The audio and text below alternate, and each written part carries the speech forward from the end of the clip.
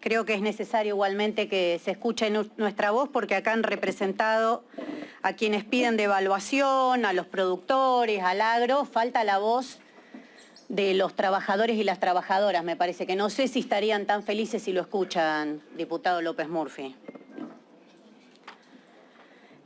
Para comenzar, el secretario hizo un reconocimiento, que es que todo está atado al acuerdo con el Fondo Monetario.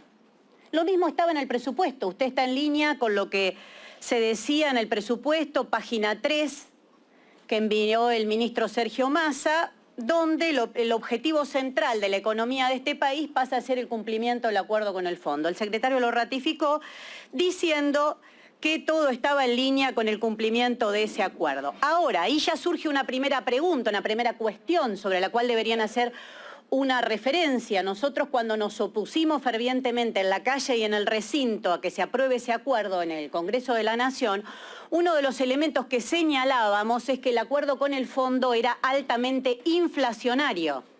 Bueno, creo que ya a esta altura podemos hacer ese balance. Y escucho a funcionarios del gobierno permanentemente hablar en los medios de comunicación contra los formadores de precios. Mi pregunta es: ¿ustedes no son formadores de precios cuando aumentan las tarifas? ¿Ustedes no son formadores de precios cuando autorizan el aumento del valor del combustible? Edenor, ¿cómo explican los aumentos de tarifas a la estafa denominada Edenor, que hoy tiene sin luz a miles de familias trabajadoras de este país? Ahí hay una primera pregunta, porque siempre cuando le escucho las críticas a cómo tratan de tomar ganancias las empresas de este país, se olvidan de esa parte. ¿Cómo participa el Estado autorizando ese tipo de aumentos o produciéndolos directamente? Incluso la discusión por la Corte Suprema, bueno, la Corte autorizando algún aumento de tarifa. Yo quiero saber de los aumentos que proponen ustedes. Segundo, precios justos 2. Algunos medios comunicaron, y lo quiero preguntar a ver si lo pueden ratificar, que había una suba de un 9% en febrero y que después de eso recién congelarían algunas empresas que ingresaron al programa. Si es así, tienen que explicarnos aquí por qué un aumento del 9% a esas empresas. Así que esa es otra pregunta.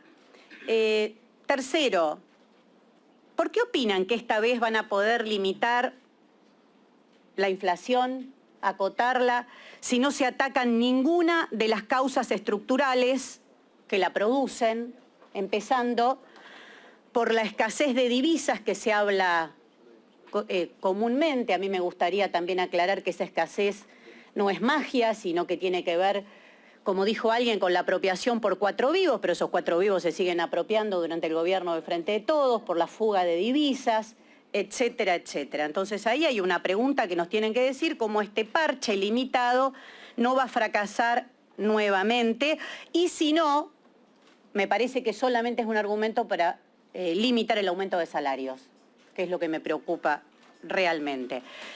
Otra pregunta: el desabastecimiento, que es público y notorio, que hubo de productos precios justos en el programa 1.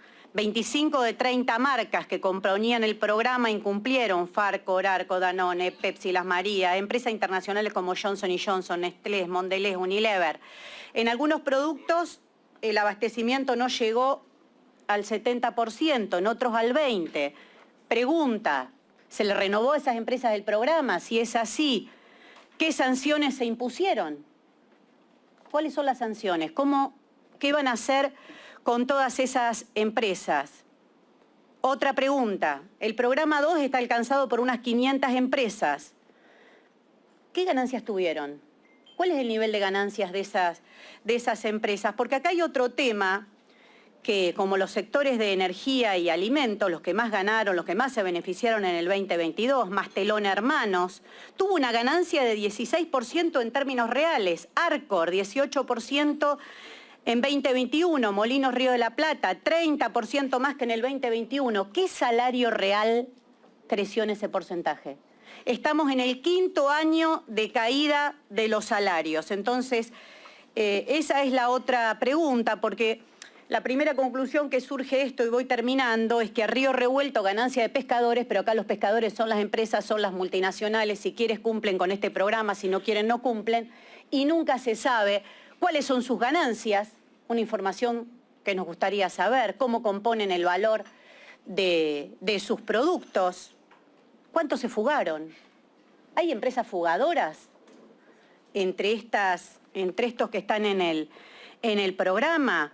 Hay un dato de Pablo Manzanelli, integrante del Centro Cifra, que demuestra cómo hubo una profunda regresividad distributiva en la economía argentina, que después de arañar el 52% en el 2015, la parte que le corresponde a los trabajadores, a los asalariados, ahora está en el 44% en el 2022, ¿no? Que es el dato. Entonces, como hubo una distribución regresiva del ingreso, de la renta nacional, se le sacó a los trabajadores durante el gobierno del Frente de Todos para darle a los sectores más concentrados de la economía, y precisamente acá estamos hablando de los precios que afectan notoriamente, porque la inflación es una variable de ajuste brutal sobre el valor de salarios y jubilaciones. Creo que esto que he preguntado exige algunas explicaciones. Bueno, me anotaré en una segunda vuelta. Muchas gracias, señor presidente.